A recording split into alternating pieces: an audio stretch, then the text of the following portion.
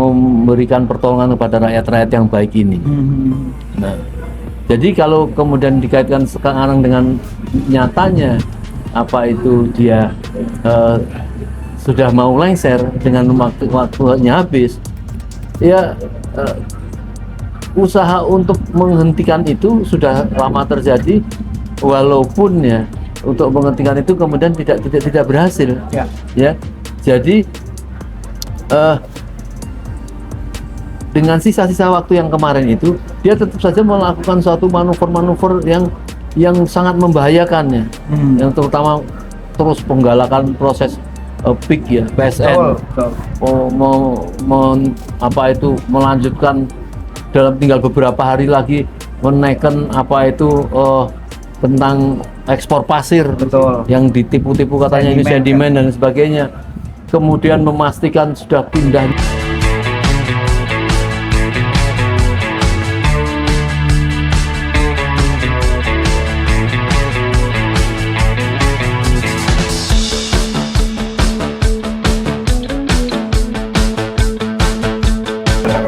Assalamualaikum warahmatullahi wabarakatuh. Waalaikumsalam warahmatullahi wabarakatuh.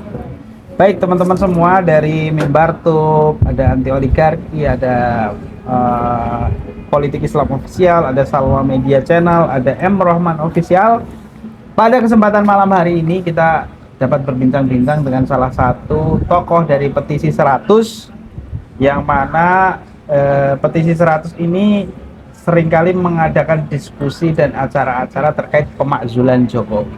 Dan ini sudah menjelang 20 Oktober 2024, di mana pada tanggal 20 Oktober Jokowi lengser dari jabatannya sebagai Presiden Republik Indonesia. Namun yang menarik, masih saja ada orang-orang yang kemudian puja-puji terhadap Jokowi ya. Misalnya kemarin ada yang kemudian justru melaporkan Roy Suryo terkait Fufu Fafa dari gerakan bawah tanah Jokowi. Dan kemudian ada diskusi yang dibubarkan, yang FTA, yang mereka mengatasnamakan Forum Cinta Tanah Air, karena dianggap diskusi itu ingin membubarkan NKRI. Dan terakhir ada isu soal Jokowi akan disambut di Solo ketika pulang setelah lengser dari jabatannya. Menanggapi fenomena ini, bagaimana tanggapannya Om Lim? Baik, Bismillahirrahmanirrahim. Jadi terkait dengan Petisi 100 itu tentu bukan masalah kebencian ya. Tetapi diikuti atau anggota dari Petisi 100 itu awalnya kan memang 100 orang. Tapi kan kemudian menjadi ratusan atau ribuan tokoh yang bersamaan dengan setujunya pandangan-pandangan Petisi 100 mengkoreksi kebohongan-kebohongan dari Jokowi itu. Memang sudah berlangsung hampir lebih 2 tahun. Tetapi memang diakui rakyat bersama mahasiswa tidak mempunyai keberhasilan untuk meminta Jokowi lengser dan dituntut dan ditangkap dan diadili. Begitu kuatnya dia sudah memegang semua lembaga-lembaga, baik itu legislatif, yudikatif, eksekutif, Polri. Dia merasa semua sudah dalam genggamannya, sehingga setiap ada usaha untuk melakukan perlawanan di tengah-tengah masyarakat, terutama dalam masalah demo dan sebagainya, itu bisa dihalau. Tetapi masalahnya ini para rakyat dan para tokoh ini tidak putus asa. Sekecil apapun perlawanan, tentu mereka tetap ada mempunyai rasa Allah akan, Tuhan pemilik ini akan memberikan pertolongan kepada rakyat-rakyat yang baik ini. Nah, jadi kalau kemudian dikaitkan sekarang dengan nyatanya apa itu dia sudah mau lengser dengan waktunya habis, ya usaha untuk menghentikan itu sudah lama terjadi, walaupun ya untuk menghentikan itu kemudian tidak berhasil. Ya, jadi dengan sisa-sisa waktu yang kemarin itu, dia tetap saja melakukan suatu manuver-manuver yang sangat membahayakan ya, yang terutama terus penggalakan proses PIK ya, PSN. Betul.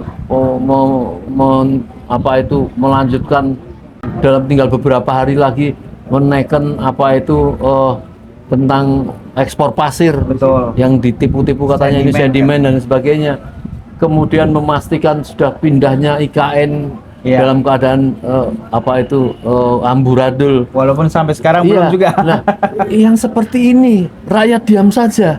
Ini jadi masalah. Ini mimpi apa kita punya presiden yang jahat terhadap rakyat, tetapi didukung oleh orang-orang pinter yang karena mereka sudah diadu domba semua gitu. Iya, betul.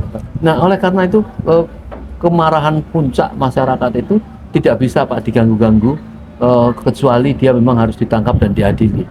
Jadi kita tahu bahwa Jokowi itu tidak segan-segan untuk melakukan suatu adu domba dan perpecahan di tengah masyarakat.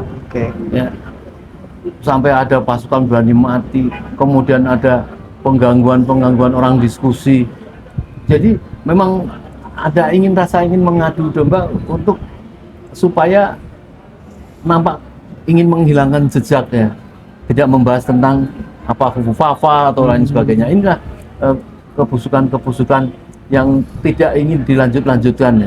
Jadi maka perlawanan rakyat itu makin bulat, bahkan sampai di dalam gugatan hukum kemarin itu menolak untuk supaya dia mendapat hadiah rumah dari pemerintah. Betul. Ya, karena masih harus belum clear dari hutang-hutangnya itu. Apakah hutang-hutang itu betul-betul hutang negara? Itu soal gugatan hukum bersama Habib Rizik ya? Iya. Jadi kan mengapa timbul angka itu? Jadi hampir tidak ada pisah antara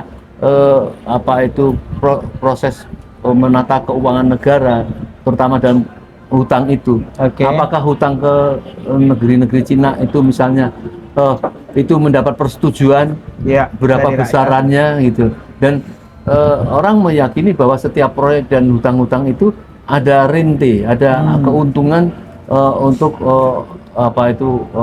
ya katakanlah rezim itu, dan bisa di breakdown tentang berapa mahalnya kereta api cepat. Jadi itulah yang menyebabkan negara bangkrut, dan itu pun dia tetap ingin terus melanjutkan. Betul. Jadi kalau rakyat tidak menolak ini, maka rakyat akan hancur, dan berarti kita membiarkan negeri kita hancur, bukan secara politik, bukan secara keuangan, tetapi secara fisik ya. Pulau-pulau akan dikeruk, mau dibuat pulau di Singapura, dijual pasirnya, sedimennya dihabisin, sampai seorang menteri susi yang dulu menjadi menteri perikanan kelautan, dia sangat marah sekali terhadap tindakan-tindakan seperti ini. Nah, ini semua Pak Prabowo pasti melihat terbelalak tentang bagaimana seperti ini. Apakah akan dilindungi yang seperti ini? Apakah justru nanti kelihatan Pak Prabowo akan mempersilahkan rakyat, kalau mau memproses secara hukum silahkan proses. Nah, satu hal tadi tanya tentang proses hukum yang sedang kita layangkan di PN itu. Betul. Para prinsipal pada tanggal 8 itu sebenarnya memutuskan untuk tidak hadir. Tetapi karena nampaknya ada mulai keberanian para hakim itu datang pada tanggal 8 yang diperkirakan tidak datang. Karena ada cuti bersama waktu itu ya. Cuti bersama karena seluruh hakim seluruh Indonesia karena merasa diperlakukan tidak adil, tidak dinaikkan gajinya selama 12 tahun. Paling tidak selama periode Jokowi dia tidak menunjuk tentang perubahan-perubahan itu. Ada apa gitu loh? Apakah memang sengaja hakim disuruh main-main sendiri, kan kamu bisa minta uang dari kliennya, atau padahal mereka misalnya sebenarnya adalah dari ungkapan-ungkapan mereka di DPR tidak ingin melakukan satu kecurangan itu gitu. Nah, inilah destruktif ya, sangat bangunan itu yang dibangun bertahun-tahun itu kalau cuma dihancurkan cepat sekali. Maka orang mengatakan bahwa ini masalah kerusakan yang sudah dilakukan Jokowi ini untuk memperbaiki menjadi satu pemerintahan yang bersih dan baik ini butuh 5 periode. Jadi jangan dikira kita bisa menyelesaikan satu kejahatan, suatu mental buruk di dalam apa yang terjadi dalam generasi Indonesia ini memang menjadi kurang baik gitu ya. Jadi dengan cara apa? Apakah harus dengan potong generasi yang sudah umur 45 belum masanya pensiun, ya udah pokoknya untuk potong generasi, potong semua. Kan tidak gampang mengatasi persoalan itu Mas Arya. Terus update-nya sampai sejauh ini gimana Pak? Itu soal gugatan. Ini kita bicara soal gugatan Habib Rizik, kemudian Pak Sunarko, Pak Mursalin, kemudian dan teman-teman yang lain ya. Itu kan kalau nggak salah 5.000 triliun ya, yang digugat kepada Presiden Jokowi. Nah itu kelanjutannya setelah tanggal 8 kemarin hasilnya apa Pak? Dilanjut 2 minggu lagi, yaitu pada tanggal lanjutan sidang tanggal 22. Oh tanggal 22. Tapi persoalannya adalah rakyat ingin penegakan hukum itu dilakukan. Setiap kesalahan mempunyai proses hukum sendiri gitu loh. Jadi kalau orang membunuh satu orang, ya diadili. Ternyata membunuh lagi, ya diadili lagi. Kalau di dalam Islam itu potong tangan satu, potong tangan dua, sampai orang itu tidak punya sesuatu karena banyaknya dosa. Nah ini juga penegakan hukum secara umum sebenarnya.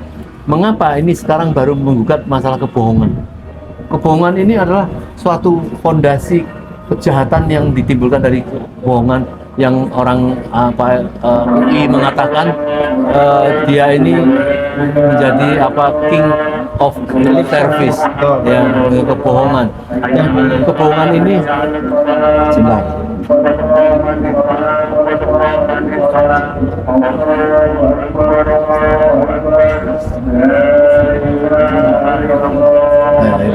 Jadi kebohongan